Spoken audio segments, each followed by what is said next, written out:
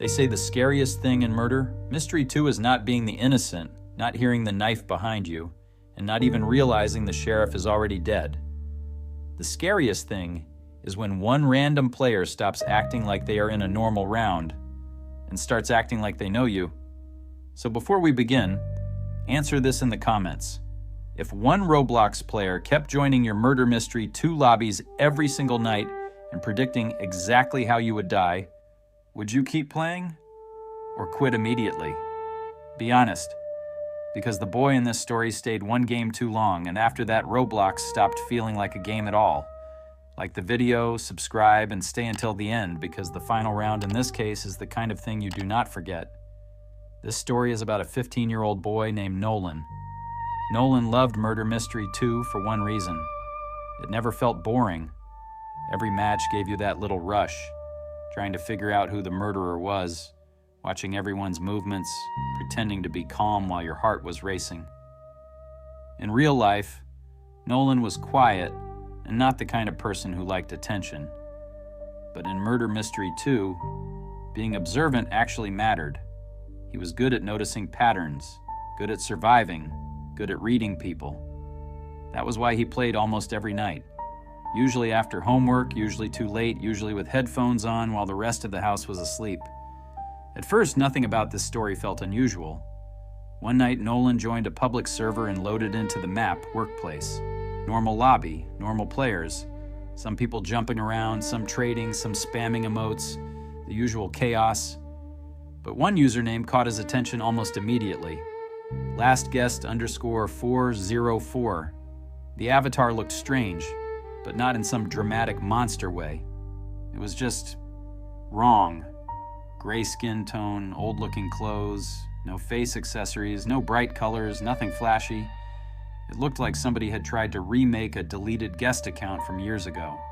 Nolan noticed the player because they weren't moving like everyone else. They weren't jumping. They weren't trading. They weren't following the crowd. They were just standing near the voting board, facing Nolan. That alone would have been easy to ignore. But then the round started. The map was Office 3. Nolan got innocent. He ran upstairs, checked corners, watched everyone carefully like he always did. For the first 30 seconds, nothing happened. Then a body dropped somewhere in the hallway. Then another. People started running. Panic spread fast. Nolan hid behind a desk, waiting for the sheriff's gunshot. Instead, he saw lastguest_404 walk slowly around the corner. Not with a knife, not with a gun, just walking. The player stopped directly in front of Nolan's hiding spot and typed one sentence into chat. "You die here in the next 10 seconds. Nolan stared at the message, then laughed, because obviously it was just trolling, right? But before he could even move, the murderer came around the other side of the room and killed him instantly.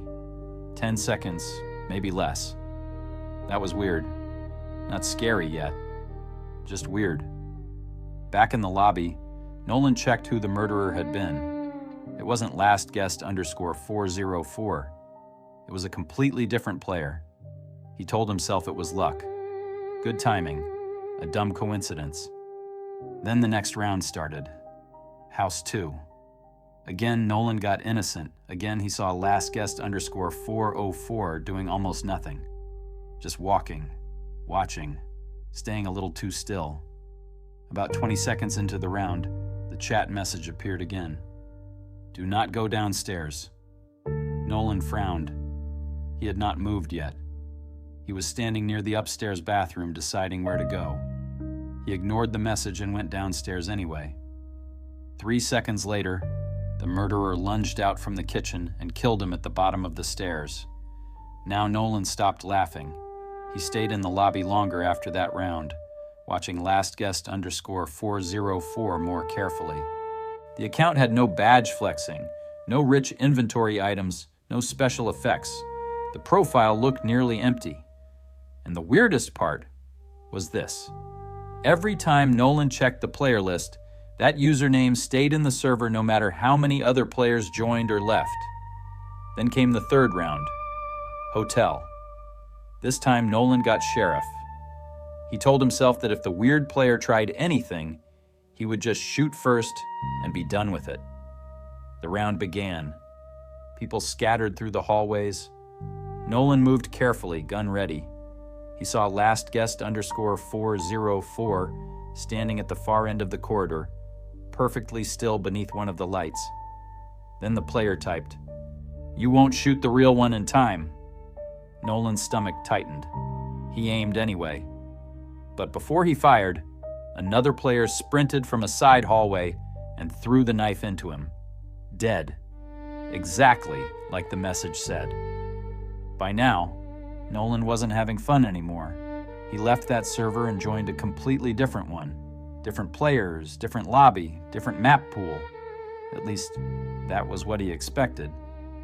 But when the new server loaded, last guest _404 was already standing there, near the crates, facing him. That was the moment Nolan felt actual fear for the first time, because coincidence had stopped being a good enough explanation. He told himself maybe the account was following him somehow through joins, maybe it was a script, maybe it was someone messing with him. Still creepy, but explainable. That was what he wanted to believe. Then the messages changed. They stopped being about the rounds. They started being about him. The next match loaded into research facility. Before the round even fully began, the player typed, "You always lock your bedroom door when you play this late." Nolan froze at his desk. Because yes, he did. Every night, mostly out of habit, sometimes because he didn't want his parents walking in and telling him to sleep. He typed back for the first time, "Who are you?" No answer. The round started. He died first. Back in the lobby, he left again and rejoined somewhere else. Again, last guest _404 was there. This time the message came only a few seconds after he spawned. "Your hallway light is still on." Nolan slowly turned his head toward his bedroom door. Underneath it, a faint strip of light was visible from the hallway outside. He had not told anyone he was playing. He had not spoken on voice chat. He had not posted anything. His hands started shaking. He shut the laptop for a second, then opened it again. The account was still there, standing in the lobby, waiting. Nolan exited Roblox completely and went to bed, but sleep was impossible. He kept replaying the chat messages in his head, trying to come up with some normal explanation. A friend trolling him, somebody who knew him in real life, some kind of hack, anything. The next day, he told his cousin Evan, who also played Roblox. Evan laughed at first, said it was probably just some exploiter trying to scare people, but Nolan insisted this was different. So that night, Evan got on a call with him and joined a few Murder Mystery 2 matches together. For the first 2 rounds, nothing happened. No last guest _404, no weird messages. Evan started making fun of him. Then in the 3rd round on Biolab, the username appeared in the player list. Nolan's chest tightened instantly. Evan saw it too. "Okay," he said, quieter now. "That's weird." The round started. Nolan and Evan stayed together the whole time. Neither of them said anything in public chat. They only talked through call. Then last guest _404 typed, "Your cousin should stop checking the window behind him." Evan went completely silent. Then Nolan heard him say, in a much smaller voice than before, "How does he know I'm doing that?" The round ended with both of them dying. Neither of them laughed after that. Evan told Nolan to block the account, report it, and stay off for a few days. Nolan did exactly that. He blocked the last guest _404 on Roblox, switched privacy settings, and even changed his password just in case. For 3 days, he stayed away from Murder Mystery 2. Nothing happened. On the 4th night, he got curious. That was the mistake. He logged in again, telling himself he would only play 1 quick round. Maybe the weird account was gone. Maybe blocking worked. Maybe the whole thing would feel stupid now that a few days had passed. The lobby loaded. No last guest _404. Nolan actually smiled a little. Maybe it really was over. The round started on Mansion. He got innocent. For almost a full minute, everything felt normal. Players running, knife sounds somewhere in the distance, sheriff trying to stay alive, Nolan hiding in one of the upstairs rooms. Then a private trade request popped up in the corner, from a username he had never seen before. Door_unlocked. Nolan rejected it immediately. Another came. Hallway_light, then another. 10_seconds_left. At that point, his heart was slamming against his ribs. He opened the player list frantically, but none of those usernames were even visible in the server. Then the lights in the map flickered. Just normal game effect, probably. But right after that, a system message appeared in chat. Last guest _404 has joined the game. Nolan physically jerked back from the screen. The avatar spawned at the end of the upstairs hallway. Same gray body, same stillness, same empty feeling. It typed one final message. Check your bedroom door. Nolan turned around instantly. His bedroom door, which he always kept locked at night, was open by a few inches. He knew he had locked it. He was sure of it. The hallway light outside was on. And there, in the narrow gap between the door and the frame, he saw a shadow move. Not clearly, not enough to identify, just enough to know someone was there. Nolan shouted so loudly his own voice hurt his throat. He shoved his chair back, nearly fell, and ran past the desk. By the time he reached the door, the hallway was empty. His parents woke up.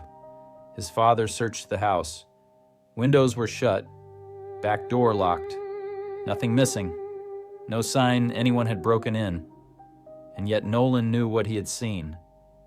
When he came back into his room, the match on screen had ended. His avatar was dead. The chat showed only one last line from last guest _404. Told you.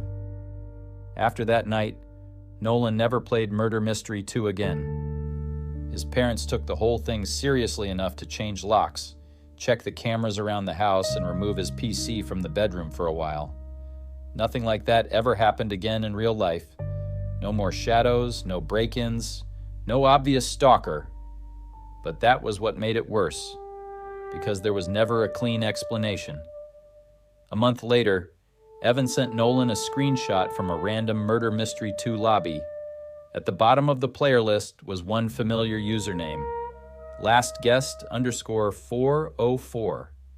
And according to Evan, the account wasn't moving. It was just standing near the voting board, facing everyone. So now I want your honest theory in the comments. Do you think last guest _404 was just a stalker using Roblox to terrify players? Or do you think something in Murder Mystery 2 was watching Nolan through the game itself? Because the part I still can't get out of my head is not the messages. It's the bedroom door opening at the exact moment the account told him to check it. Stay safe. Don't ignore patterns. And remember, when a random player in Roblox starts knowing things they should never know, leaving the server might not be enough.